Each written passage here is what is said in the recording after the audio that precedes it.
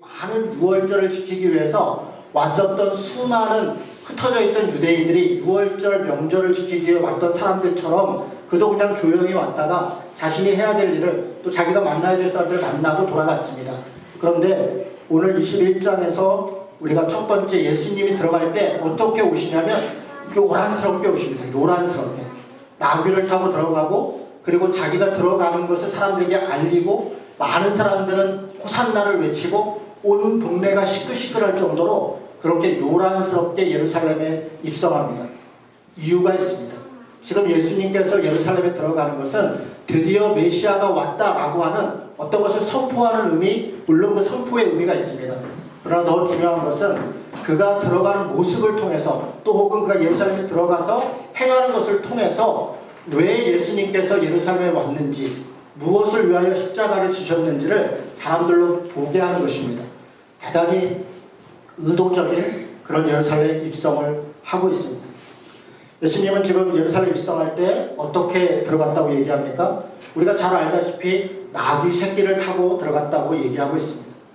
여러분, 나귀 새끼를 타지 않고, 사실은 그 감람산에서 예루살렘은 굉장히 가까운 거리입니다. 걸어서 한 20분? 30분? 제 아내랑 저랑도 이스라엘을 다녀왔었는데요. 감람산이라고 하는 산과 예루살렘 산은 그냥 이렇게 보면 바로 여기서 보이는 산입니다. 그 사이에 기드론이라는 골짜기가 있고, 골짜기를 내려갔다 올라가면 그냥 예루살렘인 것입니다. 별로 복잡하지 않고 길도 그렇게 험하지 않습니다. 그냥 제자들과 더불어 그냥 이렇게 걸어가면 됩니다. 그런데 굳이 나귀를 탔다, 이렇게 굳이 그랬습니다. 굳이. 왜 그렇게 했는가? 21장 5절에 보니까 구약의 말씀을 이루기 위한 것이다 얘기합니다. 우리 21장 5절 말씀 같이 한번 읽어보도록 하겠습니다. 읽습니다. 시온의 딸에게 이르기를 내 왕이 내게 임하나니 그는 겸손하여 나귀 곧 먹에 매는 짐승의 새끼를 탔도다 하리라. 시온을 위하여서 가는 왕이, 그러니까 예수님께서 지금 왕이라는 겁니다. 메시아라는 겁니다. 구원자로 들어가는 그 말씀을 이루기 위한 것이다. 그런데 이 말씀은 스가랴서 9장 9절을 인용한 말씀인데, 그 모습이 어땠냐면 나귀 새끼를 탔는데 그것은 겸손한 모습을 이야기하는 것이다, 이렇게 얘기했습니다. 원래 스가랴 9장 9절에는 두 가지가 얘기합니다. 왕으로 들어갈 때 공의로운 왕으로 들어간다. 공평과 정의를 이루기 위해 들어가는데 그 들어가는 모습이 겸손한 모습, 나귀 새끼와 같이 겸손한 왕의 모습이다, 이렇게 얘기했습니다. 사실 여러분, 제가 공의로운 왕과 겸손한 왕의 모습을 얘기했지만 이 두 말은 사실 어울리지 않는 말입니다. 당시의 왕이 겸손할 수가 없습니다. 우리는 지금 대통령은 겸손해야 되고 당연히 지도자는 겸손해야 되고 위에 사람은 겸손해야 돼, 이런 마음을 갖고 있으나 당시의 왕은 겸손이라는 단어 자체를 적용할 수가 없는 존재입니다. 그냥 권한이 있는 사람이고 그 자체가 힘이 있는 존재입니다. 그래서 예수님께서 제자들에게도 얘기할 때도 세상의 지도자들은 임의로 너희를 주관한다. 그들의 권력으로 너희를 다스린다. 그게 잘못됐다고 얘기하는 것이 아닙니다. 그렇다는 것입니다. 권한이 있고 권력이 있고 돈이 있으니까 그것으로서 다스리는 게 당연하다는 것입니다. 예수님도 공평과 정의의 왕이었다. 사실 왕이라는 말과 공평과 정의라는 것은, 공평과 정의는 왕에게 요구되는 덕목이었습니다. 베푸는 자였고 권력을 통해서 무언가를 이루는 자였습니다. 그런데 그런 사람에게 스가랴서는, 또 예수님은 오늘 마태복음에서 뭐라고 얘기하냐면 그는 겸손한 왕이다. 이 말은 공평과 정의를 이루는 왕의 모습이 세상 사람들처럼 일반적인 권력처럼 돈이나 권력이나 힘으로 구원자로 어떤 역할을 하겠다는 것이 아니라 죽음으로, 겸손으로, 섬김으로, 십자가를 지심으로 자신이 메시아됨을 보여준다는 것입니다. 여러분, 이거 완전히 역설입니다. 말도 되지 않는 얘기입니다.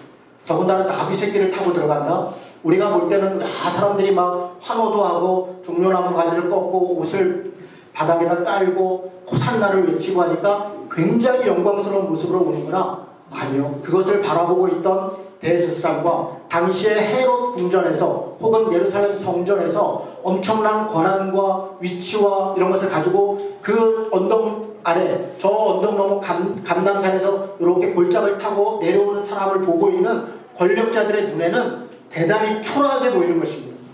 나귀 새끼를 타고 제자들 몇 명과 아이들이 호산나를 외치면서 오는 모습이 무슨 소꿉놀이 하는 것 같은, 저런 자가 무슨 인류를 구원해 전혀 생각하지 않아요. 단지 많은 사람들이 그런 모습으로 오는 예수를 환영하고 수많은 사람이 모이는 것만 걱정될 뿐이지 거기에 무슨 대단한 게 있을까 사실 염려하지 않았습니다.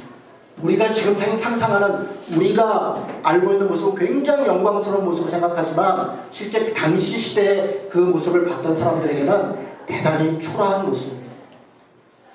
여러분, 우리는 사실 나귀 새끼를 타고 예루살렘에 입성하는 예수님, 지금은 우리가 이 의미도 알고 내용도 아니까 그런 분이 예수님이지 라고 생각하지만 만약에 우리 눈에도 예수님이 이런 모습으로 나타난다면 아마 우리도 그들과 똑같이 생각할 것입니다.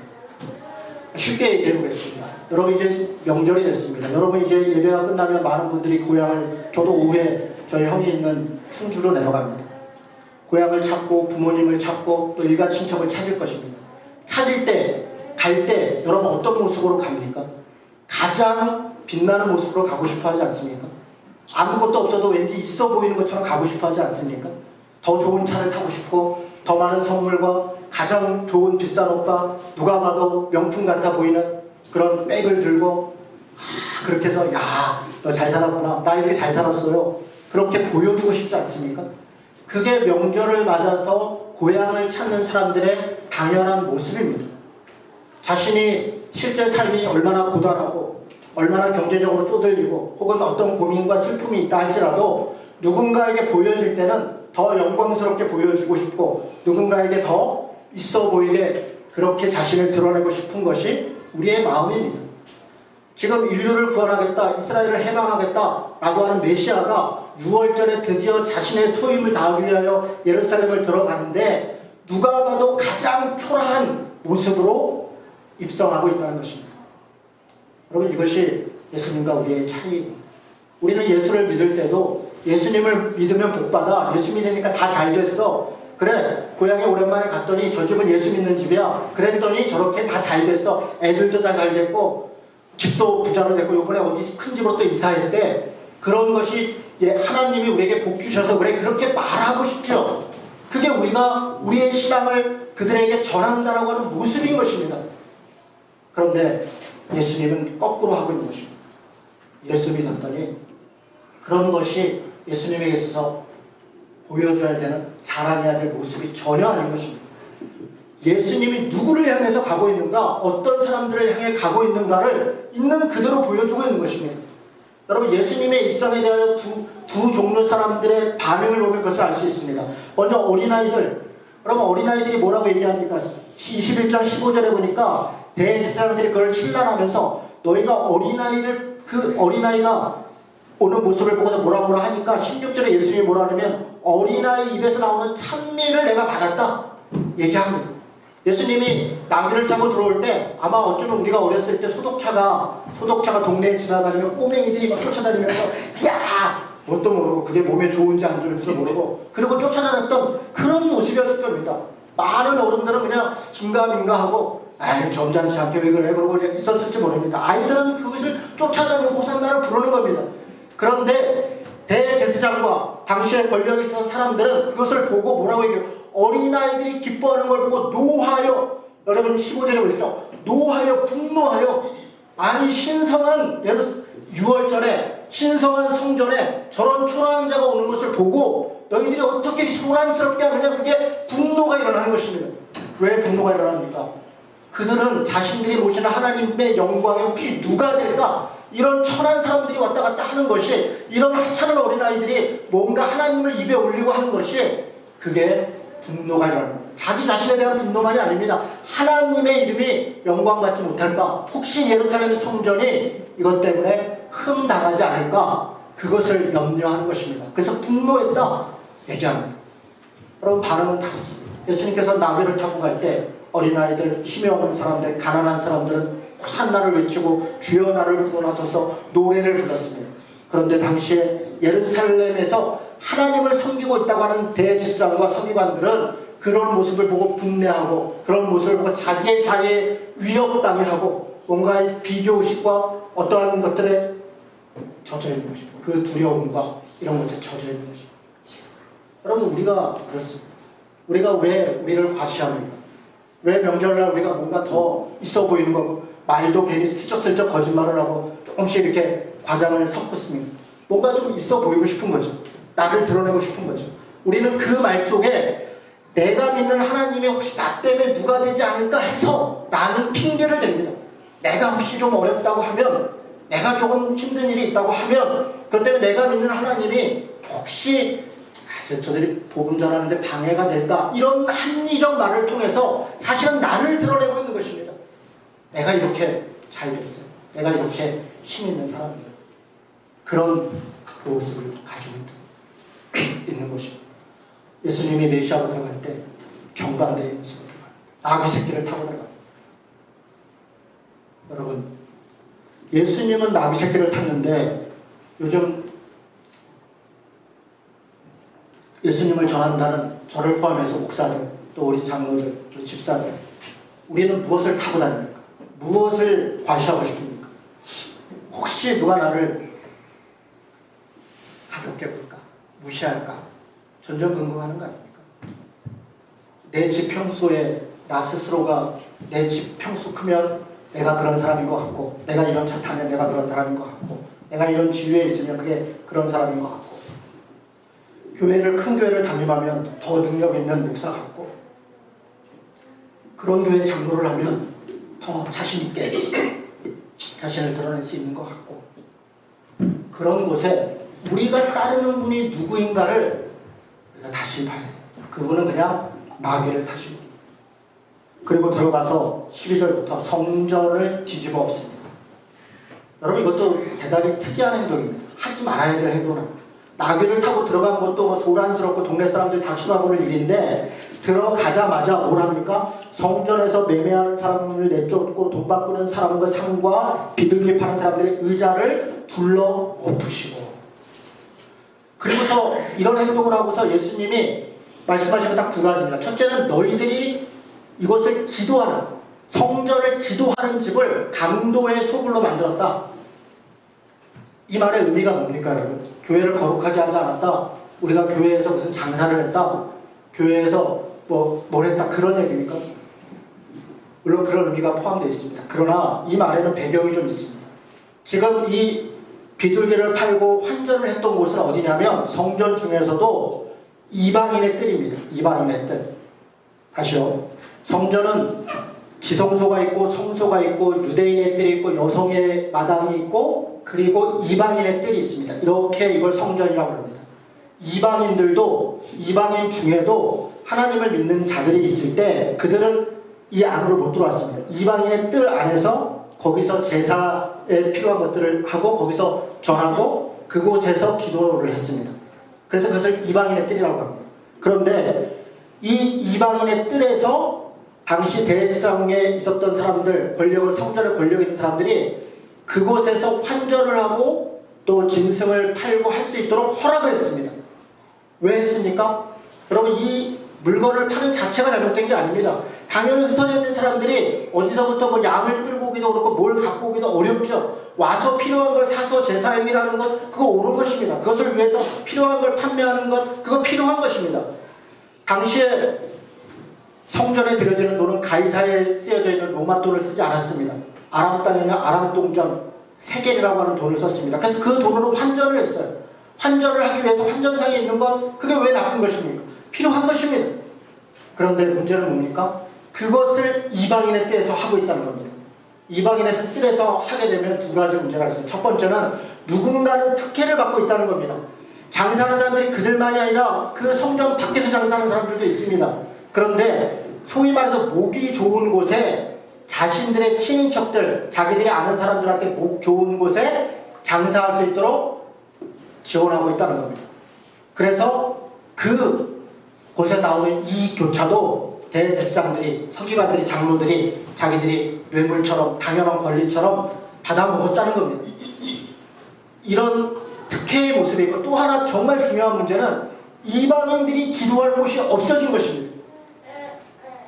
다시요.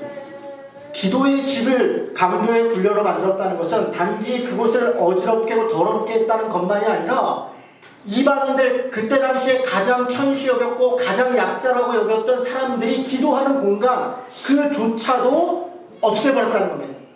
그래서 그들이 마음 놓고 누군가의 시선을 의식하지 않고 자신의 하소연을, 안타까움을 고백할 수 있는 그런 공간을 빼앗아버린 겁니다.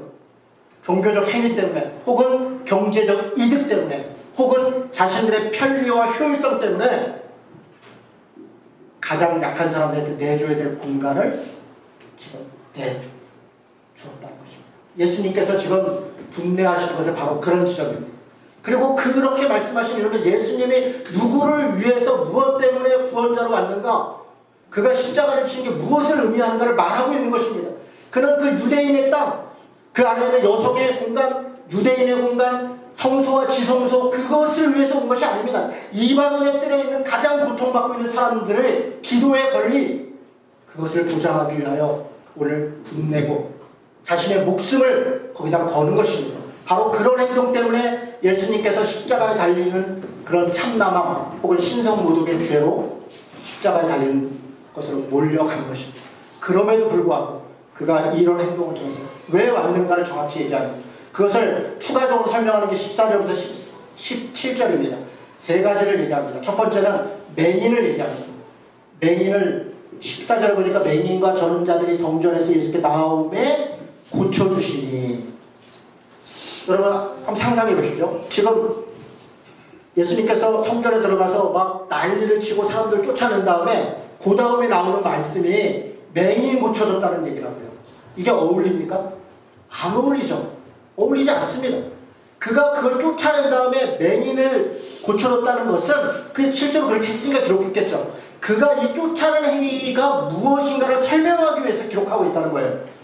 그가 이렇게 장사하는 사람들, 그리고 그것을 기도하는 집을 너희가 더럽혔다, 너희가 강도의 소굴을 만들었다. 진짜 기도하는 집은 맹인과 같이 당시에 저주받았다고 하는 사람, 맹인은 원래 거기 들어올 수가 없습니다. 예루살렘 성전은 맹인은 들어올 수 없어요. 그런데 그런 맹인을 예루살렘 성전으로 들어오게 해서 그를 고쳤다는 거예요. 당시의 종교적 율법 혹은 어떤 거룩함, 경외함 이런 것들을 다 뒤집어 엎는 것입니다. 가장 소외된 사람, 맹인, 바로 보고 바로 듣고 나를 따르라 했던 그 맹인을 고쳐줬다는 겁니다. 두 번째로는 아까 읽었던 겁니다. 대제사장들이 어린아이에게 분노했던 것을 얘기하면서 굳이 이곳에서 어린아이들의 찬미를 받았다는 얘기를 다시 합니다. 지금 어린아이 찬미를 언제 받았어요? 예루살렘에 입성할 때. 그런데 지금 그 말씀을 거기서 얘기하지 않고 예루살렘 성전에서 난리가 난 다음에 냈다는 거예요. 그렇다면 이 말을 그들을 쫓아낸 이유 속에서 읽으라는 겁니다. 여러분 성경이 기록될 때 그냥 대충 기록된 게 아니라 다 배치되고 한 것들이 의미를 갖고 기록되고 있어요. 가장 당시에 소외받았던 맹인, 그리고 사람 취급받았지 않던 어린아이, 하나님께서는 바로 그 어린아이 같은 이방인들의 기도를 받으신다는 겁니다. 그들의 입장에서는 하나님께서 저렇게 재수없는 사람들, 저렇게 더러운 사람들, 저렇게 우리 걸 빼앗는 사람들, 그런 사람들의 걸 우리를 받겠어? 그 사람들이 하나님이 기다리는 사람들이라는 것입니다. 우리는 차별과 혐오와 배제를 우리의 일상 속에서 또 하나님의 이름으로 행하지만 하나님께서는 그 가장 차별받는 사람, 가장 혐오받는 사람, 바로 그 사람들의 찬미를 받고 싶어 하시고 받으신다. 그것이 성전을 들어가신 이유이고 십자가를 지신 이유다라고 이야기하고 있는 것입니다. 세 번째로는 17절에 그들을 떠나 어디로 갔다고요? 베다니로, 성 밖으로 나가서 어디로 갔다고요? 베다니로 갔다. 여러분 베다니는 어디입니까? 베다니는요 지금 예루살렘에서 나가서 감람산으로 돌아가는 거예요. 감람산, 여기가 예루살렘이면 이쪽이 감람산입니다. 감람산 이쪽에 있는 도시가 아니라 감람산을 넘어서 뒤쪽에 있는 마을입니다. 예수님께서 예루살렘에 와서 굳이 예루살렘에서 주무시지 않고 예루살렘에 올 때마다 베다니에 가서 주무셨더라 그렇게 얘기를 합니다. 왜? 돈이 없어서요? 물론 돈도 없으셨죠. 왜? 일부러 그렇게 합니다. 의도적으로 그렇게 합니다. 베다니가 뭔데요? 베다니라고 하는 말은 슬픔의 땅, 벳아니, 슬픔의 땅이라는 뜻입니다. 그 말이. 베다니는 누가 살았나? 예루살렘에서 쫓겨난 사람들이 살았습니다. 누가 쫓겨났습니까? 여러분 베다니에 우리 살았던 사람 기억나세요? 시몬이라는 사람 기억나세요? 마리아와 마르다, 나사로 다 베다니 사람입니다. 시몬을 얘기할 때 문둥병자 시몬 이렇게 얘기했습니다. 마리아, 마르다, 마리아는 왜 거기 살았습니까? 정확하지 않지만 그 베다니에는 문둥병자 혹은 창녀, 당시에 가장 더럽다는 사람들 혹은 장애가 있던 사람들이 예루살렘에서 쫓겨난 사람들이 그곳에 살았습니다. 그들은 왜 멀리 안 가고 거기 살았습니까? 예루살렘에 와서라도 비로라도 먹어야 되니까, 먹고 살아야 되니까 가까운 곳에 살면서 문이 열리면 예루살렘에 와서 장사도 하기도 하고 때로는 납치를 하기도 하고 얻어먹기도 하고 그렇게 해서 살기 위해서 베다니에 살았단 말이에요. 그때 당시에 가장 슬픔이 있고 가장 고통이 받는 사람들이 사는 땅이 베다니입니다. 그곳에 유대인이 남자가 간다는 것만으로도 이미 불경죄입니다. 사마리아를 통과했다는 것만으로도 예수님에게 얼마나 비난을 했습니까? 사마리아 정도가 아닙니다. 이거는 저주의 땅인 것이에요. 그곳에서 예수님은 주무셨더라. 그곳에 살고 있던 마리아와 마르다 마리아를 아꼈더라. 그곳에 살고 있던 나사로를 살려줬더라. 이 정도 되면 당시에 있었던 종교적 권력에 정면 도전할 것입니다. 메시아 아니라 메시아 할아버지라도 하나님의 영광을 가린 것뿐 아니라 당시에 그것이 잘못됐다고 그런 제도를 만들었던 사람들에게 정면으로 도전하고 있다. 그들의 행위가 얼마나 잘못된 것인가를 예수님께서 말이 아니라 행동으로 보여주고 있다고. 성전에서 비둘기를 팔던 사람들, 매매하던 사람들을 쫓아낸 것이 말로 할 수 있잖아요. 이거 대단히 잘못된 거다. 행동으로 보여주고 있는 것입니다. 베다니에서 삶을 사는 것도 행동으로 보여주는 것입니다. 맹인의 눈을 뜨게 하는 것도 행동으로 보여주는 것입니다. 예수님께서는 지금 이 정도 일을 했는데 이런 사람이 살기를 바라겠습니까? 죽기를 각오하고 하는 것입니다. 죽기를 각오하고. 지금 예수님이 21장부터 예루살렘에 들어가서 죽기를 각오하고, 그러나 분명한 것은 왜 내가 죽는가, 내가 왜 죽어야 되는가, 무엇을 위해서 십자가를 지는가를 명백하게 보여주고 있는 행위인 것입니다. 그리고 우리에게 얘기합니다. 너희들도 나를 따라오려거든 내 십자가를 들어 나를 따라오라. 그랬을 때 그 십자가는 바로 이런 삶입니다. 예수를 따른다는 것은 맹인과 당시에 가장 소외받던 어린아이들과 그리고 가장 고통이 있었던 베다니를 향해서 가는 것입니다. 예루살렘을 향해 가는 것이 아니라 가나안을 향해 가는 것이고 광야를 가서 사는 것이고 베다니에 가서 자기의 몸을 누이는 것입니다. 우리가 몇 평의 집을 살고 무슨 차를 타고 내 주위가 뭐고 그런 것을 자랑할 때 우리 스스로 부끄럽게 여겨야 됩니다. 우리가 우리의 생명이라고 하는 예수님이 어디에서 주무셨고 무엇을 탔고 누구를 만났는가를 우리는 잃어버리고 있다고요. 그러면서 우리는 하나님의 자녀다, 예수님의 제자다, 그것을 우리는 구원받는다 이야기한단 말이에요. 이 지식이 우리를 구원하겠습니까? 믿음이 우리를 구원할 것입니다. 그런데 앞에 얘기했던 것은 다 지식입니다. 예수님이 날 구원할 거야, 내가 예수 믿으면 구원받아, 그게 다 지식입니다. 믿음은 무엇입니까? 믿음은 행함입니다. 예수님처럼 맹인을 향해 나아가고 배단을 향해서 가고 어린아이의 소리에 하나님의 목소리를 듣고, 그것이 믿음인 것입니다. 지금 성경은 우리에게 믿음이 무엇인가, 예수를 따른다는 게 무엇인가를 보여주는 것이다. 저는 그렇게 믿습니다. 그 다음에 성전을 나가셔서 독특한 장면 하나가 있습니다. 무화과나무입니다. 길게 얘기하지 않겠습니다. 다 아는 얘기입니다. 왜 무화과나무에게 얘기합니까? 핵심은 이렇게 얘기합니다. 이 무화과나무가 열매를 맺지 않았다. 어떤 열매냐면 잎사귀밖에 없고 내가 열매를 맺지 못하였으니, 그러면서 열매 맺지 못한 무화과나무가 마를 거라고 얘기하면서 제자들한테 뭐라고, 너희가 믿음이 있으면, 이렇게 얘기합니다. 다시 얘기해서 무화과나무가 마른 것은 믿음이 없는 행함, 믿음이 없는 모습이었기 때문이라는 겁니다. 지금 그렇게 비교하고 있는 겁니다. 무화과나무가 무엇이기 때문에 그렇습니까? 구약에서는 무화과나무는 심판을 얘기할 때 늘 등장합니다. 포도나무, 무화과나무, 감람나무가 마를 것이다, 그칠 것이다. 심판이 있고 기근이 있고 홍수가 있고 먹고 사는 게 어렵고 할 때마다 당시에 상징적으로 얘기하는 건 무화과나무가 그칠 것이다, 포도나무가 열매를 맺지 못할 것이다, 감람나무가 소출이 없을 것이다 이야기합니다. 지금 무화과나무를 이야기하는 것은 이스라엘 자체를 얘기합니다.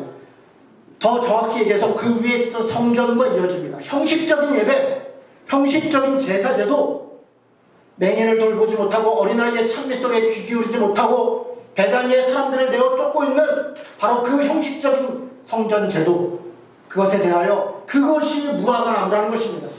말라버릴 것이라는 겁니다. 심지어는 뒤로 가면 돌 위에 돌 하나 남지 않게 다 무너져내릴 것이라는 겁니다. 여러분, 지금 우리 한국교회가 어떤 성전을 지금 향해 가고 있습니까? 무너져버릴 것, 말라버릴 것, 그런 형식적인 제사와 형식적인 예배, 그것을 가지고 우리가 하나님 앞에 소위 복받는다, 내가 그렇게 복을 받았다, 내가 진 거다, 그렇게 이야기한다는 것이 정말 가장 피하는 것입니까? 우리에게 요구하는 것은 믿음을 얘기합니다. 믿음이 있으면 이 산더러 저기 들어가게 할 것이다. 그러면서 기도하면 다 들어줄 것이다. 이런 말씀을 기도만 하면 다 들어준다, 복 준다라고 해석하는 것은 정말 어처구니가 없는 겁니다. 지금 앞에서부터 이야기가 있잖아요. 여기서 얘기하는 산은 예루살렘 산을 얘기하는 거예요. 예루살렘 산. 예루살렘 산은 왜? 거기에 성전이 있기 때문에 800m 정도 되는 산 위에 하나님의 성전이 있는 거예요. 믿음으로 기도하면 이 산이 바다로 들어간다. 바다는 죽음의 땅입니다. 고통의 땅입니다. 절망의 땅입니다. 너희들이 생명으로 보고 있는 그 성전이 결국은 망해버릴 것이다. 그것이 어떻게? 믿음으로. 우리는 믿음으로 생명 없는 성전에 우리의 인생을 걸 것이 아니라 생명 있는 삶으로 돌이켜야 된다. 그렇게 기도하고 그렇게 순종하면 너희가 기도할 때 무엇인지 믿고 구하면 하나님이 주실 것이다. 그렇게 이야기하고 있는 것입니다. 우리가 말씀을 해석할 때 우리의 욕망에, 우리의 욕심에 정당화의 삶에서 안 됩니다. 문맥 속에 있는 그대로 읽어보면 의미는 분명히 알 수 있습니다. 마지막으로 23절부터 잠깐 얘기하고 마치겠습니다. 아까 제가 예수님이 나귀를 타고 오시고 할 때 반응이 두 가지라고 했습니다. 어린아이들의 반응, 찬미하고 노래하고 기뻐하고 구원을 요청하고 이런 반응이 있었습니다. 또 다른 반응은 뭡니까? 대제사장의 반응, 서기관들의 반응, 지금으로 얘기하면 목사와 장로와 뭐 이런 사람들의, 총회장과 노회장과 무슨 감리사와 이런 사람들의 반응입니다. 권력과 돈이 있는 사람들의 반응입니다. 그들은 분노했다. 사람들이 그를 따르는 것에 대해 두려워했고 그런 행위를 하는 것에 대해 분노했다. 왜 분노했습니까? 그 분노한 이유가 23장 1절에 얘기합니다. 예수께서 성전에 들어가 가르치실 때 대제사장들과 백성의 장로들이 나와 이르되 내가 무슨 권세로 이런 일을 했는가. 지금 그들이 분노한 것은 권세가 없는 자들이 권세를 부린다고 생각한 것입니다. 무슨 권세입니까? 이들이 생각하는 권세는 뭡니까? 자리입니다. 나는 대제사장이고 이 사람은 장로고 이 사람은 서기관이고 당신은 뭐냐는 겁니다. 예수님은 뭡니까? 예수님은 아무것도 아닙니다. 제사장도 아니에요. 당신은 무슨 권력자도 아닙니다. 그냥 나귀를 타고 온 떠돌이였던 거예요. 너무나 초라한 사람이에요. 어떤 권력도 없어요.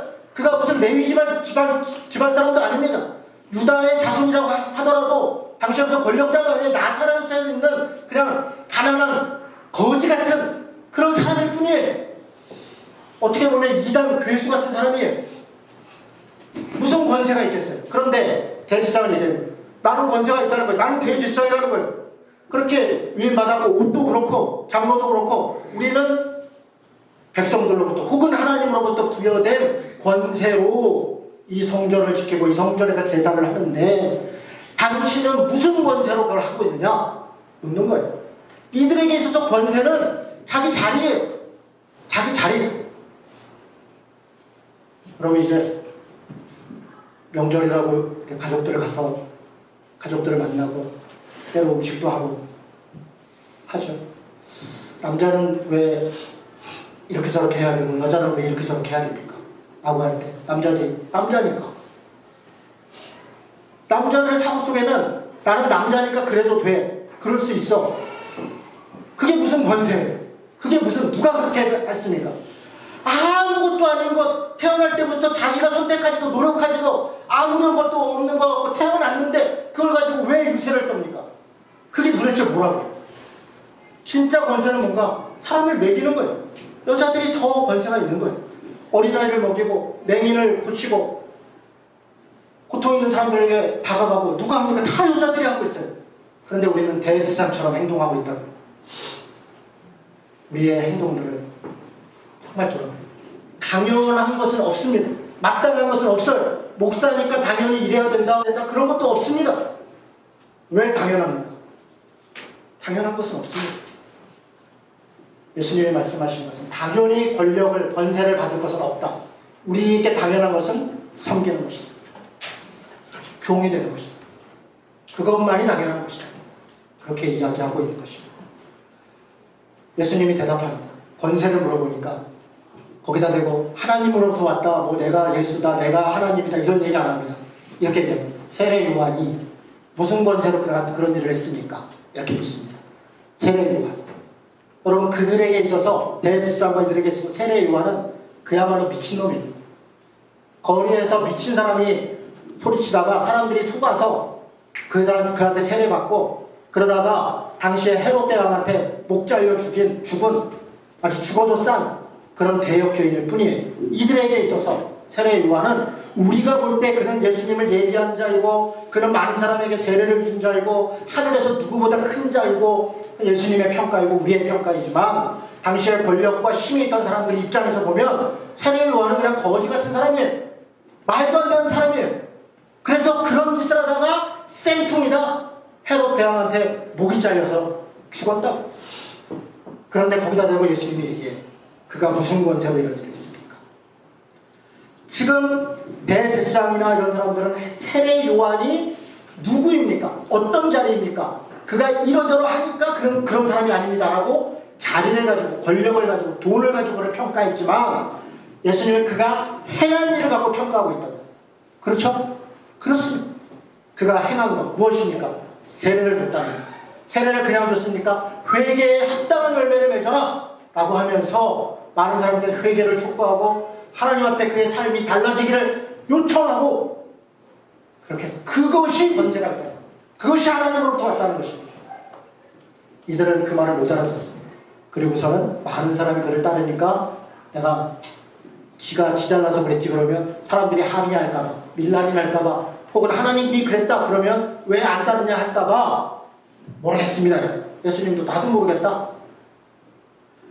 여러분, 오늘 이 정도만 하겠습니다. 예수님이 왜 예루살렘 성에 입성했는가?